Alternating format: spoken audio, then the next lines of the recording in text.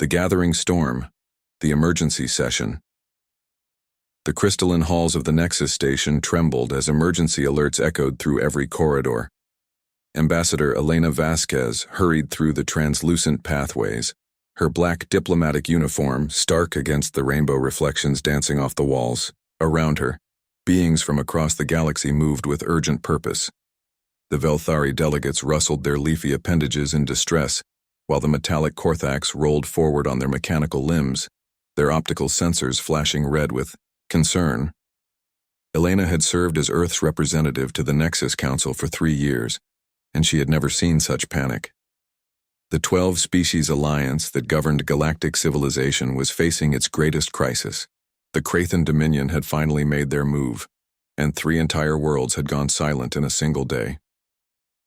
The council chamber opened before her like a vast flower, its 12-sided design accommodating the unique needs of each member species.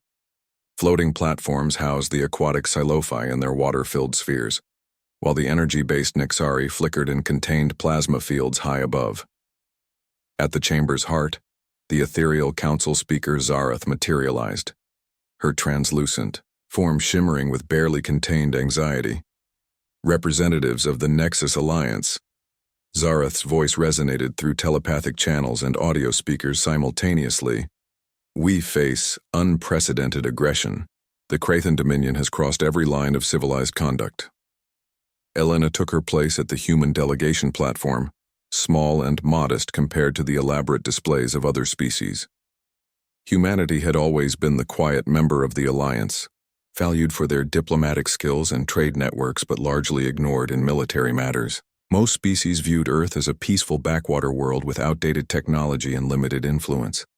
That perception was about to change forever. The threat unveiled. The central hologram activated, displaying the devastation that had shocked the galaxy.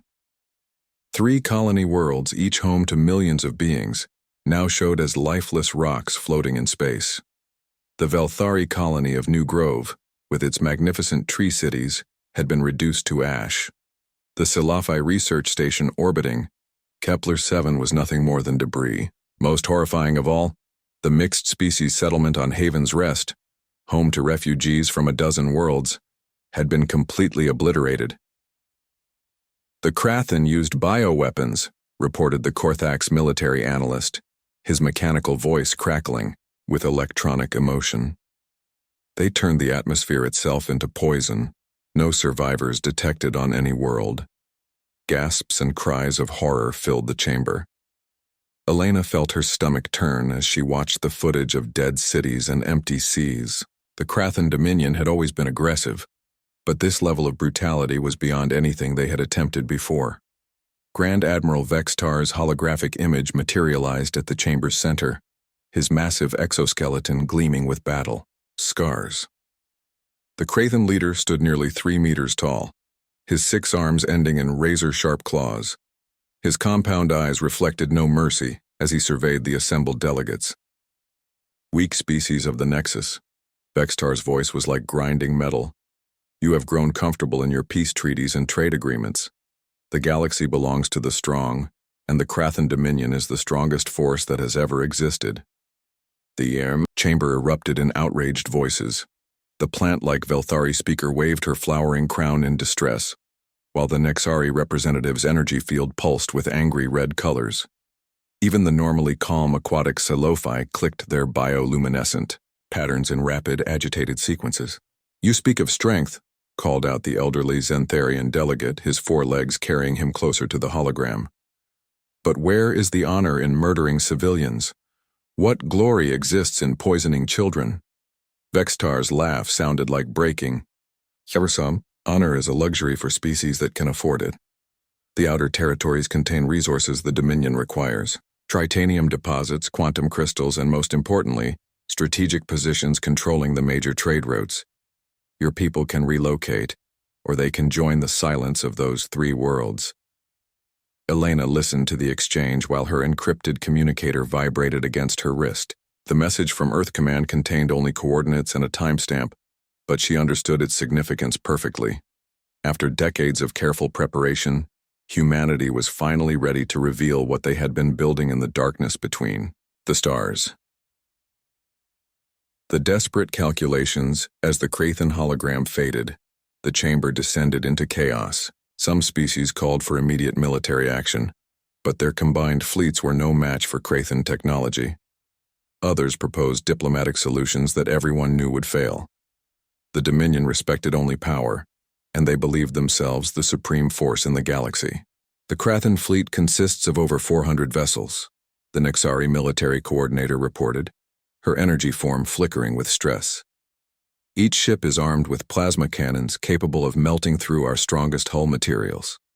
Their bioweapons can sterilize entire ecosystems within hours. Elena studied the tactical displays showing Krathen fleet movements. Red markers indicated enemy positions across 15 star systems, a crimson tide advancing toward the core worlds of galactic civilization. Conservative estimates suggested that within 6 months, half the Alliance worlds would be under Dominion control. The Velthari speaker's leaves rustled with despair. Our defensive fleets are scattered across too many systems. Even if we concentrated our forces, we lack the firepower to stop their advance. The Korthax industrial worlds could increase production, offered their representative. But building a fleet capable of matching the Krathen would take years, time we do not have. Elena watched the debate continue, knowing that traditional military solutions were indeed hopeless. The Krathen had spent centuries building their war machine, conquering dozens of smaller civilizations and absorbing their technology. Their ships were faster, their weapons more powerful, and their soldiers bred for combat from birth. But the galaxy had miscalculated one crucial factor.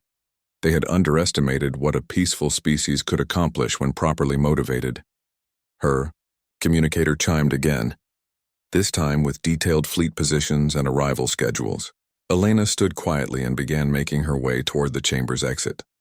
Her movement caught Speaker Zareth's attention, and their eyes met across the chaos. A subtle understanding passed between them, the kind of communication that came from years of diplomatic cooperation. The hidden truth. Outside the chamber, Elena activated her quantum communicator, its encryption protocols ensuring her message would reach Earth instantly. The device connected her to Admiral Rebecca Torres, commander of Earth's most classified military project. Admiral, the situation has escalated beyond all projections, Elena reported quietly. The Krathen have crossed every line. They're targeting civilian populations with weapons of mass destruction. We've been monitoring the situation, Torres replied, her voice carrying the weight of command decisions that would reshape galactic history. All assets are in position. Operation Deep Thunder is authorized for immediate deployment. Elena felt a mix of anticipation and dread. For 30 years, humanity had maintained a careful deception. While other species saw Earth as a minor player, with peaceful intentions, human engineers and scientists had been working in secret. Deep space construction facilities, hidden beyond the reach of galactic sensors, had built weapons that redefined the meaning of military power.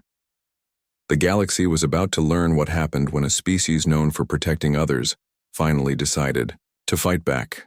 Confirmation received, Elena said. The Nexus Council is desperate. They'll accept any assistance even if they don't understand its source. They will, Torres promised. Captain Chen and the Thunderstrike are en route. Estimated arrival in 47 minutes. Elena returned to the chamber, where the debate had grown more heated. Representatives argued over evacuation plans and surrender terms, their voices filled with the despair of those facing impossible odds. The massive tactical display showed Krathen forces advancing on 3 fronts, their crimson markers moving like a plague across the star map. None of them noticed, the small human ambassador checking her chronometer and smiling for the first time in days. In less than an hour, everything would change. The Krathen Dominion had awakened something far more dangerous than they could imagine. They had threatened humanity's friends, and that was a mistake no aggressive species in galactic history had ever survived. The countdown begins. The emergency session continued as more reports arrived from the front lines. Krathen scout ships had been detected near 5 additional systems, their bioweapon deployment pods clearly visible to long-range sensors. The pattern was becoming clear. The Dominion intended to poison any world that refused immediate surrender. "We need to evacuate the civilian populations," urged the Sci-Fi representative, her bioluminescent patterns flickering with urgency. "My people's transport ships can carry refugees from the threatened worlds." "And take them where?" demanded the Korthax delegate. "The Krathan advance covers half the galaxy. There is nowhere safe to run." Elena listened to the increasingly desperate proposals while monitoring her secure channels. Captain Marcus Chen's final status report confirmed what she had been waiting to hear. The UES Thunderstrike had completed its hyperspace jump and was now approaching the Nexus station's detection perimeter. The ship that would change everything was about to arrive, and the galaxy would never be the same. The thunder awakens, the impossible arrival. The space around Nexus Station suddenly distorted as reality itself seemed to bend and twist. Energy readings spiked beyond anything the station's sensors had ever recorded, sending cascading alerts through every monitoring system. In the council chamber, delegates paused their desperate debates as emergency klaxons echoed through the crystalline halls. Commander Thrix, the station's Korthax security chief, studied his displays with growing disbelief. His mechanical voice crackled with confusion as he broadcast to the chamber. "Unknown vessel approaching station perimeter. Energy signature is impossible. The hyperspace displacement is larger than anything in our databases." The massive viewing ports along the chamber's outer wall revealed what no one expected to see. Sliding out of the collapsing hyperspace window came a ship that redefined everyone's understanding of naval architecture. The UES Thunderstrike stretched nearly 15 kilometers from bow to stern, her hull a masterpiece of curved armor plating that seemed to absorb light rather than reflect it. Elena watched the reactions around her as alien delegates stared in, stunned silence. The ship was beautiful in the way that apex predators were beautiful, every line designed for both grace and lethality. Strange geometric patterns covered her surface, not decorative elements, but functional systems whose purpose remained mysterious to galactic science. "By the eternal stars," whispered the Velthari speaker, her flowering crown trembling with amazement. "What manner of vessel is this?" The revelation of Power Captain Marcus Chen stood on the Thunderstrike's bridge, a space that combined human engineering with technologies that pushed the boundaries of physics. Around him, his crew of 300 worked with quiet efficiency, their movements precise and coordinated after years of training in Earth's most classified facilities. "Captain," reported Lieutenant Commander Sarah Park, his tactical officer, "we have 37 alien vessels in the immediate area. All are maintaining safe distance from our position." Chen nodded, his dark eyes focused on the tactical displays showing the Nexus station and its defensive fleet. Most of the ships appeared to be civilian transports and light patrol vessels, exactly what one would expect from a peaceful alliance facing an existential threat. None of them posed any challenge to humanity's most advanced warship. "Communications, open a channel to station control," he ordered calmly. "All frequencies, universal translation protocols." The response came immediately, though Commander Thrix's mechanical voice carried obvious bewilderment. "Unknown human vessel. Your ship configuration doesn't match any registered Earth design in our databases. Please transmit full identification, codes, and state your purpose." Chen smiled slightly. For decades, humanity had carefully maintained the illusion that their technology was generations behind the galactic standard. Earth's registered ships were indeed primitive by comparison, designed to appear harmless and unremarkable. The Thunderstrike represented technology that most species would consider impossible. "Nexus Control, this is Captain Marcus Chen of the United Earthship Thunderstrike. We're here in response to the Krathan aggression, requesting priority docking clearance and immediate council session." The gathering storm in the council chamber, the emergency session had transformed into something approaching panic. The arrival of the massive human warship had disrupted every assumption about Earth's military capabilities. Speaker Zareth's ethereal form flickered rapidly as she processed information that challenged everything the Alliance thought they knew about their human allies. "Ambassador Vasquez," Zareth's telepathic voice carried undertones of confusion. Your government has been less than forthcoming about your military development. This vessel represents technology far beyond what Earth has previously demonstrated. Elena stood calmly before the assembly, her diplomatic training allowing her to project confidence even as the galaxy's political balance shifted around her. Speaker Zareth honored delegates. Humanity has always preferred peaceful solutions to conflict, but we are not naive about the realities of galactic politics. The massive viewing screen activated, showing detailed scans of the Thunderstrike that revealed capabilities that shouldn't exist. Her hull composition defied analysis. Weapon systems showed energy patterns that made no sense according to known physics, and her defensive capabilities appeared to bend space itself. The ship's reactor output is impossible, reported the Nexari, energy specialist, her plasma form pulsing with agitation. No fusion system could generate such power levels. The energy readings suggest something approaching controlled stellar manipulation. Elena nodded acknowledgement while her secure communicator updated her on incoming intelligence. Long-range sensors had detected movement in the Krathen fleet, suggesting they were aware of the Thunderstrike's arrival and were adjusting their battle plans accordingly. The Krathen Response Grand Admiral Vextar studied the tactical readings from his flagship's command center, his compound eyes analyzing data that challenged his understanding of human capabilities. Around him, 200 Krathen warriors stood at attention, their exoskeletons gleaming under harsh lights. Each creature was a master of combat, bred for warfare and trained in the art of conquest. "Admiral," his tactical officer reported, "the human vessel shows no external weapon ports, yet our sensors detect energy patterns suggesting massive destructive potential. Ship classification is unknown. Threat assessment is uncertain." Vexitar's claws clicked against his command throne as he processed this information. The Krathen Dominion had conquered 47 worlds and absorbed the technology of dozens of species. But this human ship represented something entirely new. Her very presence suggested that Earth had capabilities the Dominion had never encountered.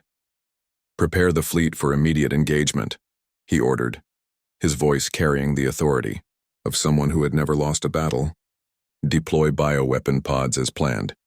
If these humans want to interfere with Dominion expansion, they will share the fate of the other failed civilizations."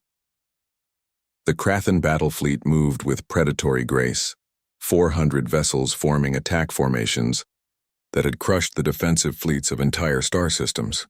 Each ship was a masterpiece of destructive engineering, armed with plasma cannons capable of melting through planetary crust and bioweapons that could sterilize entire worlds. But as they approached the Nexus station, Admiral Vextar felt something he had never experienced in decades of conquest: uncertainty. The human ship represented an unknown factor in calculations that had seemed certain just hours before. The demonstration of truth, Captain Chen watched the Krathen fleet approach through, his tactical displays, his expression never changing as hostile contact alarms echoed throughout the Thunderstrike. His crew worked with quiet efficiency around him, their movements calm and deliberate despite facing odds that would terrify any conventional military force. "Weapon status," he requested calmly. Lieutenant Commander Park checked her displays, with practiced precision. "All systems online and ready, Captain. Quantum torpedoes armed and loaded. Gravitational disruptors charged to full power. Phase cannons ready for engagement." The first Krathen ships opened fire at extreme range, sending streams of superheated plasma racing toward the human vessel. The energy beams, each capable of vaporizing a city block, struck the Thunderstrike's defensive barriers and simply vanished, as if they had never existed. The ship's hull didn't even register the impact. "Return fire," Chen ordered quietly. "Minimal force demonstration." What followed challenged every understanding of naval warfare in galactic history. The Thunderstrike deployed weapons that seemed to ignore the laws of physics themselves. Quantum torpedoes materialized around enemy ships like impossible traps, creating localized space distortions that crushed 100-meter vessels into points of infinite density. Gravitational disruptors reached out to touch Krathen battleships, and where they made contact, the enemy vessels simply ceased to exist. Not destroyed, not vaporized, but erased from reality as if they had never been built. Perfectly spherical sections of hull and crew simply vanished, leaving smooth-edged holes through which space itself was visible. Phase cannons fired beams of coherent energy that passed through solid matter without interaction, then suddenly became solid again inside enemy ships. The result was devastation from within, as critical systems and hull structures found themselves occupied by the same space as high-energy particles. Admiral Vextar watched in growing horror as his magnificent fleet was dismantled with surgical precision. Ships that had conquered worlds were reduced to drifting hulks in minutes. Weapons that had never failed to kill now seemed powerless against defenses they couldn't even understand. The silence falls. The engagement, if it could be called that, lasted exactly 12 minutes. When the firing stopped, nothing remained of the mighty Krathen assault force except expanding clouds of debris and the occasional distress beacon transmitting automated surrender codes. 400 of the galaxy's most advanced warships had been neutralized by a single human vessel that appeared completely undamaged. Across the galaxy, the silence was deafening. On 1,000 worlds, billions of beings stared at their screens, in stunned disbelief. The Krathen Dominion, which had terrorized entire sectors for generations, had been utterly defeated by weapons they couldn't even comprehend. In the Nexus Council chamber, delegates struggled to process what they had witnessed. The peaceful humans, dismissed as minor players in galactic politics, had just demonstrated military capabilities that redefined the balance of power in the galaxy. Captain Chen's image appeared on the chamber's communication screens, his calm demeanor unchanged despite having just rewritten the rules of interstellar warfare. Behind him, the bridge of the Thunderstrike showed no signs of battle damage or stress. "Honored delegates of the Nexus Council," he began, his voice carrying the quiet authority of someone who commanded weapons that could reshape star systems. "The Krathen Dominion's aggression has been neutralized. Their surviving forces are withdrawing to their home territories under escort." Speaker Zarath's ethereal form flickered with amazement. "Captain Chen, your vessel's capabilities far exceed anything we believed possible. How long has Earth possessed such technology?" Chen smiled slightly. "Humanity has always believed that the best way to ensure peace is to be prepared for war. We spent decades developing defensive capabilities while hoping we would never need to use them. The Krathen Dominion forced our hand." Elena watched the reactions around the chamber as the full implications became clear. The galaxy's most aggressive military power had been defeated by a species they had considered harmless. The balance that had maintained relative peace for centuries had shifted in a matter of minutes. "The Thunderstrike will remain in this sector until the situation stabilizes," Chen continued. "Any species that threatens civilian populations will face similar consequences. Humanity stands ready to protect those who cannot protect themselves." As the transmission ended, the council chamber remained silent. The galaxy had gained a new protector, one whose capabilities exceeded anything in recorded history. The age of conquest through superior firepower had ended, replaced by something far more profound: the knowledge that peaceful species could be the most dangerous when their friends were threatened. The Krathen Dominion's reign of terror was over, but more importantly, a new chapter in galactic civilization had begun. Humanity had stepped forward from the shadows, not as conquerors, but as guardians of the peace they had always valued above all else.